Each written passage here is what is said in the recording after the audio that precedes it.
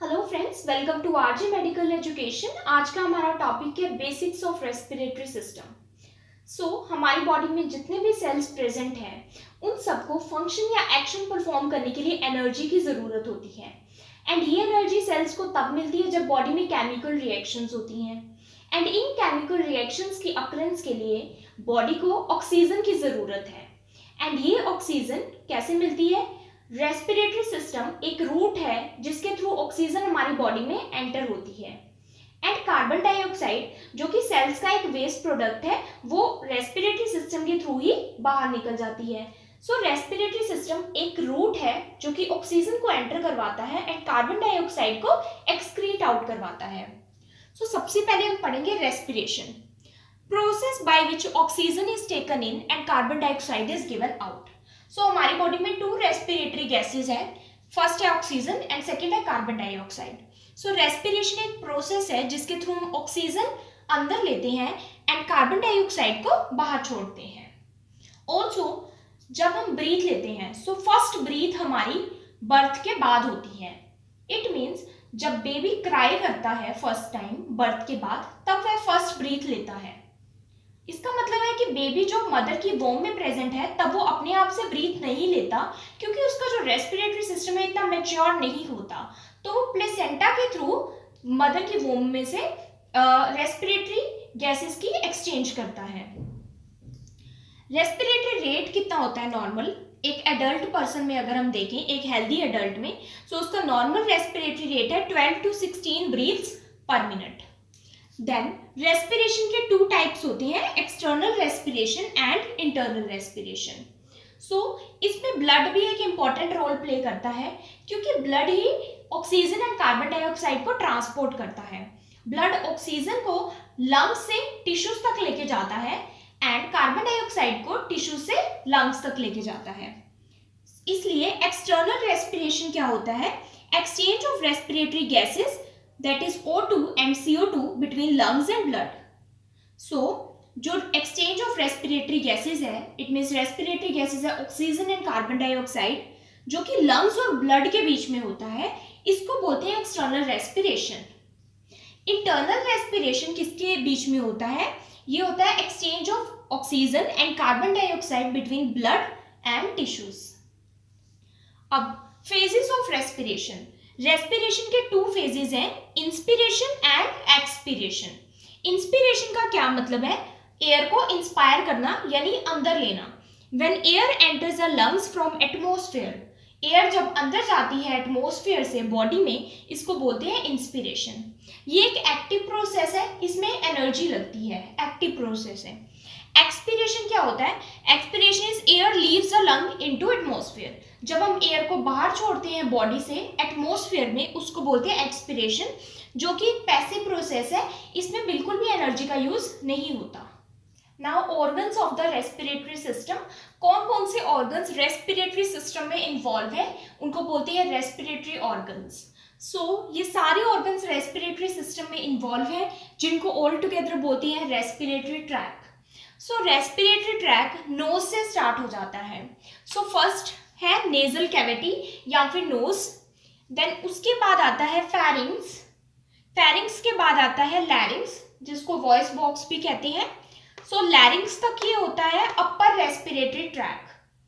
अब यहाँ से लैरिंग से नीचे ट्रैकिया से शुरू हो जाता है लोअर रेस्पिरेटरी ट्रैक। ये है ट्रैकिया, लॉन्ग विंड पाइप बोलते हैं जिसको। देन ट्रैकिया बाइफिकेट यानी डिवाइड हो जाता है राइट एंड लेफ्ट ब्रोंकस में, जिसको प्लूरल बोलते हैं ब्रोंकाई, एंड जब ये सिंगुलर बोलते हैं इसको bronchus. Right bronchus right lung में जाता है and left bronchus left lung में। देन ब्रोंकस फर्दर डिवाइड हो जाता है ब्रोंक्यूल्स में। ब्रोंक्यूल्स है smaller air passages. Then bronchioles end होते हैं एल्वियोलाई पे। एल्वियोलाई या एयर सैक्स इनको बोलते हैं जहां पर गैस का एक्सचेंज होता है। एंड ये है two lungs, right lung and left lung, and ये है मसल्स डायफ्राम जो कि एक्सपिरेशन या इंस्पिरेशन करने में हेल्प करते हैं। Muscles of the respiratory system, diaphragm and intercostal muscles. First है nose, second pharynx, third larynx. ये तीनों बनाते हैं upper respiratory tract, then trachea and then 2 bronchi. Trachea 2 bronchi में डिवाइड हो जाता है, हर ब्रोंकाई ईच लंग में जाती है। तब इसको बोलते हैं ब्रोंकस सिंगुलर में, टू ईच लंग। ट्रैकिया और ब्रोंकाई को मिलकर बोलते हैं ट्रैकियो ब्रोंकियल ट्री, क्योंकि ये एक तरह से एक ट्री जैसा लगता है, ब्रांचेस है ना ब्रोंकाई की, इसलिए इसका नाम है tracheobronchial tree. Then bronchioles and alveoli. Bronchi then bronchioles में डिवाइड हो जाता है, ये जो ब्रांचेस है, एंड देन एल्वियोलाई, इनको बोलते हैं स्मॉलर एयर पैसेजेस, क्योंकि ये बहुत स्मॉल एंड माइन्यूट होती हैं। Then 2 lungs, right lung and left lung. Then pleura, जो कि लंग्स की कवरिंग है, यहाँ पर कवरिंग में प्रेजेंट होता है प्लूरा। प्लूरा लंग्स को प्रोटेक्ट करके रखता है, लुब्रिकेट करता है, फ्रिक्शन से प्रिवेंट करता है। लास्ट है मसल्स ऑफ ब्रीदिंग। 2 मसल्स है, इंटरकोस्टल मसल्स एंड डायफ्राम, जो कि ब्रीदिंग में हेल्प करते हैं, इंस्पायर एंड एक्सपायर करने में हेल्प करते हैं। ये है respiratory tract. Now what is respiratory unit? Respiratory unit क्या है? जो ब्रोंक्यूल्स एंड एल्वियोलाई है, इनको टुगेदर बोलते हैं रेस्पिरेटरी यूनिट, या फिर इसको बोलते हैं parenchyma of lungs, lung parenchyma, that is the terminal portion of respiratory track. हमने पहले रेस्पिरेटरी ट्रैक देखा था, उसका टर्मिनल पोर्शन क्या था कि ब्रोंकाई ब्रोंक्यूल्स में डिवाइड हो रही थी हर लंग में। ब्रोंक्यूल्स, देन आगे एल्वियोलाई में।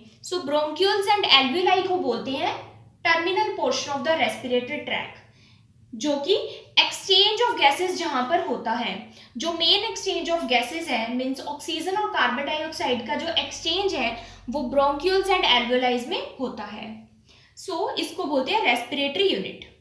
अब ये है रेस्पिरेटरी ब्रोंक्यूल, जो कि रेस्पिरेशन मेन जो गैसेस एक्सचेंज में हेल्प करता है, उसको बोलते हैं respiratory bronchioles. Respiratory bronchioles then alveolar ducts में डिवाइड होती है। एल्वियोलर डक्ट्स के एंड पर क्या अटैच है? Alveolar sac. एल्वियोलर सैक एक बंच ऑफ एल्वियोलाई है, जिनमें बहुत सारी एल्वियोलाइज प्रेजेंट होती हैं। ये ऑल टुगेदर ये है एल्वियोलर सैक्स, इसके अंदर क्या प्रेजेंट है? एल्वियोलाई। इसको बोलते हैं ब्रोंक्यूल्स एंड एल्वियोलाई को रेस्पिरेटरी यूनिट। रेस्पिरेटरी मेम्ब्रेन क्या है? Membrane through which exchange of gases occur between alveoli and blood. अब आपको पता है कि जो इंटरनल रेस्पिरेशन है वो किस में होता है? लंग्स मीन्स एल्वियोलाई में और ब्लड में। एल्वियोलाई की जो मेम्ब्रेन है वो है एल्वियोलर मेम्ब्रेन, एंड ब्लड जिसके थ्रू आ रहा है वो है ब्लड कैपिलरीज। एल्वियोलर मेम्ब्रेन और ब्लड कैपिलरी मेम्ब्रेन, इन दोनों को बोलते हैं रेस्पिरेटरी मेम्ब्रेन, जो कि थिन मेम्ब्रेन होती है, जहां पर मेन गैसेस का एक्सचेंज होता है। ऑक्सीजन जो है वो ब्लड में चल जाती है, एंड जो कार्बन डाइऑक्साइड है वो लंग्स के थ्रू एक्सक्रीट आउट हो जाती है through the process of diffusion. This is all about respiratory membrane और respiratory unit. Now what are the different functions of respiratory tract? Respiratory tract के following functions हैं। Main function इसका है वो है gas exchange, oxygen and carbon dioxide का exchange करना, oxygen blood में ट्रांसफर करना एंड कार्बन डाइऑक्साइड को एक्सक्रीट आउट करना। This is a main function, gas exchange. Second है वार्मिंग एंड ह्यूमिडिफाइंग एयर। जो हम एयर इंस्पायर करते हैं, अंदर लेते हैं, वो वार्म भी हो सकती है, कूल भी हो सकती है, ड्राई मॉइस्ट कैसी भी हो सकती है। जैसे ही वो हमारे रेस्पिरेटरी ट्रैक में एंटर करती है, फर्स्ट ऑफ ऑल वो वार्म होती है। वार्म कैसे होती है? जैसे जो हमारा नॉस्ट्रिल्स है, नोज है, वहां पर नेजल म्यूकोजा प्रेजेंट है, जिसमें रिच ब्लड सप्लाई होती है। रिच ब्लड सप्लाई की वजह से वहां पर जो भी एयर एंटर होती है नोज में, वो वार्म हो जाती है। प्लस ह्यूमिडिफाइंग एयर का मतलब है जो भी ड्राई एयर है वो सबसे पहले मॉइस्ट होती है, उसमें मॉइस्चर ऐड किया जाता है, उसको बोलते हैं ह्यूमिडिफाइंग एयर। मॉइस्चर कैसे ऐड होता है? म्यूकोजा के थ्रू। जो म्यूकोजा मेम्ब्रेन प्रेजेंट है हमारे रेस्पिरेटरी ट्रैक में, वो एयर को मॉइस्चर प्रोवाइड करती है एंड ह्यूमिडिफाइंग करती है, ताकि ड्राई एयर हमारे रेस्पिरेटरी ट्रैक को कोई भी प्रॉब्लम कोज ना करे। थर्ड है ऑल्फैक्शन। ऑल्फैक्शन का मतलब है सेंस ऑफ स्मेल। जो हमारे नोस्ट्रिल है, नोज है, वहां पर ऑल्फैक्टरी रिसेप्टर प्रेजेंट होते हैं जो कि स्मेल को सेंस करते हैं। Then vocalisation. वोकलाइजेशन का मतलब है बोलना। स्पीच में हमारा जो मेन रोल है वो है लैरिंग्स का, जिसको वॉइस बॉक्स भी कहते हैं। अदरवाइज फेरिंग्स भी हेल्प करते हैं, और ऑर्गन्स, टंग एंड ऑल, बाकी बहुत सारे ऑर्गन्स जो है स्पीच में हेल्प करते हैं, लेकिन मेन रोल जो है वोकलाइजेशन में वो है लैरिंग्स का। देन है प्रिवेंशन ऑफ डस्ट पार्टिकल। जो भी एयर हमारी बॉडी में एंटर होती है नोज के थ्रू, उसमें बहुत सारे डस्ट पार्टिकल हो सकते हैं। सो डस्ट पार्टिकल कैसे प्रिवेंट होते हैं? फर्स्ट ऑफ ऑल नोज में हेयर्स प्रेजेंट होते हैं, उन हेयर में वो डस्ट पार्टिकल ट्रैप हो जाते हैं, फंस जाते हैं। अगर वहां से भी डस्ट पार्टिकल निकल गए तो म्यूकस मेम्ब्रेन में वो चिपक जाते हैं, स्टिक हो जाते हैं। देन अगर वहां से भी वो एस्केप हो जाते हैं, देन एल्वेलाई में मैक्रोफेजेस प्रेजेंट होते हैं जो कि डस्ट पार्टिकल्स को एंगल्फ कर लेते हैं, खा जाते हैं। अगर इन तीनों प्रोसेस से भी डस्ट पार्टिकल्स अंदर हमारी बॉडी में चले जाते हैं रेस्पिरेटरी ट्रैक में, देन दो प्रोसेस है, coughing reflex and sneezing reflex. इसके थ्रू क्या होता है? कफिंग रिफ्लेक्स, कफ करते हैं हम, खांसी करते हैं, छींक मारते हैं, उसके थ्रू डस्ट पार्टिकल जो फोर्सफुली बाहर एक्सपायर हो जाता है। ये कैसे होता है कफ रिफ्लेक्स या स्नीज रिफ्लेक्स? ये हमारे जो रेस्पिरेटरी ट्रैक है इसका एक इंपॉर्टेंट मैकेनिज्म है, प्रोसेस है। जैसे हम डीप इंस्पिरेशन करते हैं, देन फोर्सफुली एक्सपायर करते हैं, फोर्सफुली सांस को बाहर छोड़ते हैं, that is coughing reflex and sneezing reflex. इससे जो भी अंदर डस्ट पार्टिकल प्रेजेंट होते हैं वो ऐसे ही या फिर किसी म्यूकस में चिपक कर वो बाहर निकल जाते हैं। देन है थर्ड डिफेंस मैकेनिज्म। हमारे जो रेस्पिरेटरी ट्रैक है, लंग्स है, उसका ओन डिफेंस मैकेनिज्म भी है जो कि माइक्रो ऑर्गेनिज्म और एंटीजन के साथ फाइट करता है। या फिर एल्वेलाई में macrophages, leukocytes, mast cells present होते हैं जो कि डिफेंस में हेल्प करते हैं, एंटीजन के साथ फाइट करते हैं। देन है मेंटेनेंस ऑफ वाटर बैलेंस। हमारी बॉडी में जब CO2 लंग्स के थ्रू एक्सपायर होती है, जब हम CO2 को बाहर छोड़ते हैं, कार्बन डाइऑक्साइड को, so small amount of water भी साथ में एक्सपीरेशन में लॉस होता है बॉडी से, वो भी थोड़ा सा बाहर निकलता है। सो वाटर के बैलेंस को भी रेगुलेट करते हैं रेस्पिरेटरी ट्रैक। देन है रेगुलेशन ऑफ बॉडी टेम्परेचर। जब हम एक्सपायर करते हैं तो कार्बन डाइऑक्साइड के साथ वाटर तो लॉस होता ही है, साथ में हीट भी लॉस होती है। सो बॉडी के टेम्परेचर को भी रेस्पिरेटरी ट्रैक रेगुलेट करता है। देन है regulation of acid base balance. Carbon dioxide जब एक्सपायर करते हैं, सो कार्बन डाइऑक्साइड अगर बॉडी में ज़्यादा प्रोड्यूस हो रही है, फॉर एग्जांपल अगर मेटाबॉलिक एक्टिविटी सेल का ज़्यादा फास्ट हो गया है, सो कार्बन डाइऑक्साइड ज़्यादा बनेगी। सो कार्बन डाइऑक्साइड जब हम बाहर एक्सपायर करते हैं, सो इसके through acid base balance maintain होता है, पीएच जो है बॉडी का वो मेंटेन रहता है। देन है स्वेलोइंग और डीग्लूटेशन रिफ्लेक्स। स्वेलोइंग या फिर डीग्लूटेशन रिफ्लेक्स क्या है? जब हम फूड को स्वेलो करते हैं उस टाइम पर फॉर अ वाइल टेम्पररी क्या होता है कि जो ब्रीदिंग है, रेस्पिरेशन है, उसका प्रोसेस टेम्पररी स्टॉप हो जाता है, बहुत ही कुछ सेकंड्स के लिए। सो फॉर अ वाइल, इसका क्या फायदा है कि जब हम फूड स्वेलो करते हैं कि वो रेस्पिरेटरी ट्रैक में एंटर ना हो जाए, इसलिए उसको बोलते हैं स्वेलोइंग एपनिया। थोड़े टाइम के लिए टेम्पररी जो है रेस्पिरेशन का स्टॉप होना, उसको बोलते हैं स्वेलोइंग एपनिया या डीग्लूटेशन एपनिया। इसका यही फंक्शन है कि ये स्वेलोइंग के टाइम पर फूड विंड पाइप में ना चला जाए, उसके लिए ये रिफ्लेक्स प्रेजेंट होता है।